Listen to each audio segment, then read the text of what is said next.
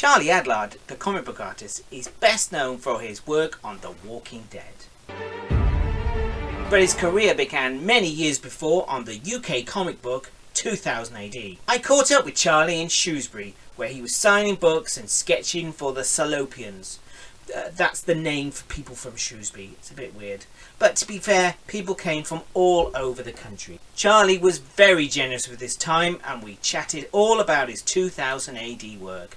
First off, I asked him what was his first experience with the galaxy's greatest comic. I was probably one of the fewer people that came into 2000 AD via Star-Lord, which would be, 79, 80, something like that. Around Prog 80, I think. Yeah, it was quite early. I remember being very aware of 2000 AD, but just for some reason not reading it. I was brought up back in the 70s on Marvel UK stuff. So I was reading the reprints. Even up till that period, I was still reading the reprints. So that was my sort of go-to comics. And like I say, and I suppose I was used to the American way, the versions. So not used to the anthologies. Even though I know the Marvel UK stuff was anthologized, but you still sort of read it as a whole almost.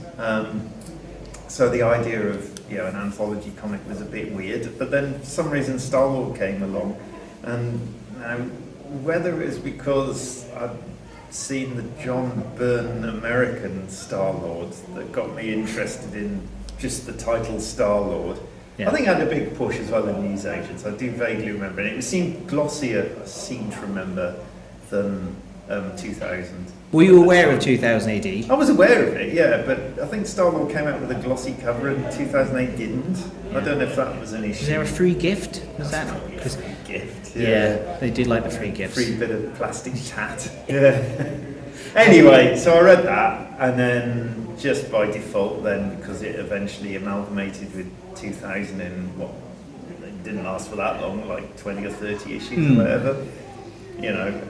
Started reading 2000 AD by default after that. The old Hatch, Match and Dispatch drew you in. Absolutely, and slowly it absorbed Star-Lord, the logo got smaller and smaller until it just became 2000 AD again. And Robusters was probably the only strip that, I think... No, Strontium Dog? Strontium Dog. Strontium Dog was Star-Lord. Was from Star-Lord as well, yeah. So there's a couple of ones that lasted.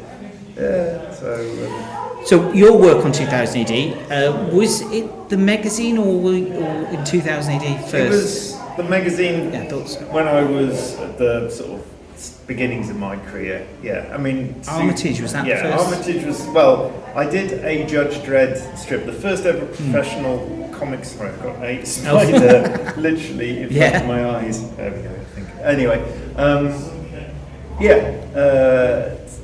Judge Dredd, The Hand of Fate, which is I think a 10-page strip at the time for the magazine, was my first ever professional comic book work. I'd done a few cartoons and stuff before, but that was my first ever.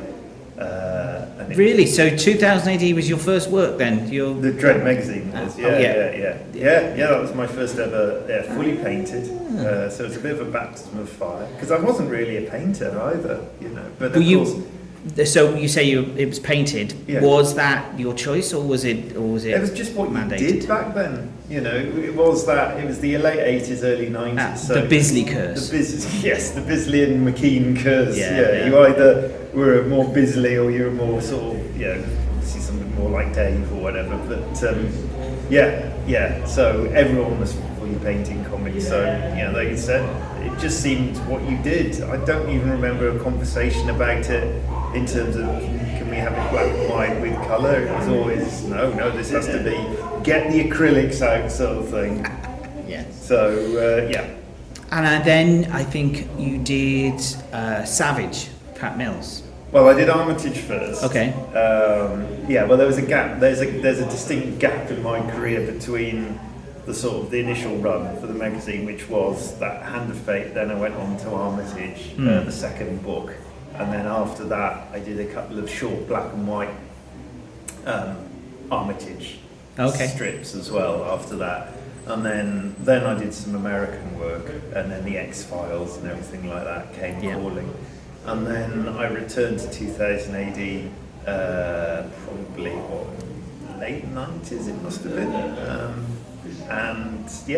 They asked me if I was interested in doing Savage with Pat. So did you have any input in that, or was it all Pat's? Pat had pretty much written the script before I had a chance to sort of give my opinion. But I really enjoyed. That's my kind of thing anyway. You know, that sort of more realistic, more down to earth stuff. I'm not very good at the cosmic sort of stuff. So it worked for me. And my only sort of, I mean, Pat and I had quite a lot of email sort of conversations about it. And I remember saying to Pat, the one thing I wanted to do with Savage, which I think, we both agreed would be a good idea, would be to, I was saying, comics don't shock anymore, we're long past the sort of the heyday of 2000 AD, back in the late 70s or whatever, early 80s, sort of shocking through various depictions of whether it was violence or language or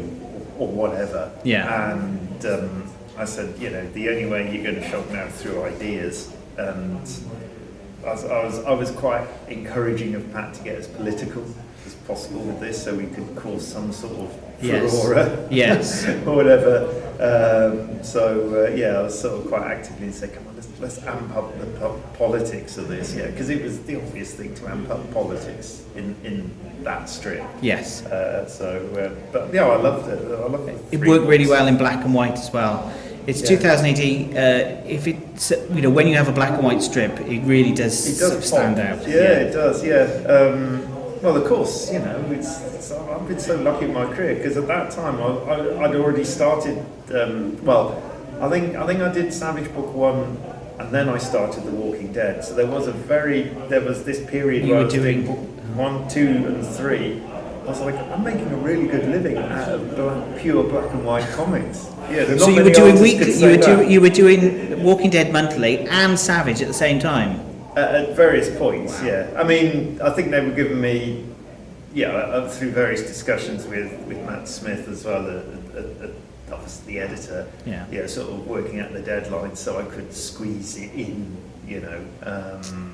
and then we ended up sort of discussing that, shall we, originally Pat then said, do you want to do book 4? And I was like, it was getting to that point where I remember saying, yes I do, but I'll only be able to do it for this date. And it was too late for them. Right. And then we did discuss about just wrapping it up as just doing 3 books. And to be honest, that for a while Pat had sort of agreed to do that, and then he emailed me and said, you know what, I really want to carry this on, are you okay with that? And I said, and of course Patrick Goddard took so Pat was good enough to sort of let me know, and say, if you can't do it for this date, but I want to carry on, what do you want to do, sort of thing. And I just said, I'm going to have to say goodbye to Savage, unfortunately. So, I think that was your last work in 2000 so far? Yes, it was, because I did a few longer Dredd sort of strips, I think, in between. It might have been, those would have been pre-Walking Dead, so those, I can't remember, I honestly can't remember the chronological part of whether I did the Dredd strips before I started Savage or I did those in between, but I did a couple of ones with John, funny enough.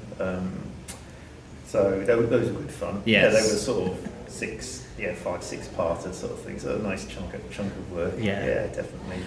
So have you read 2000 AD at the moment?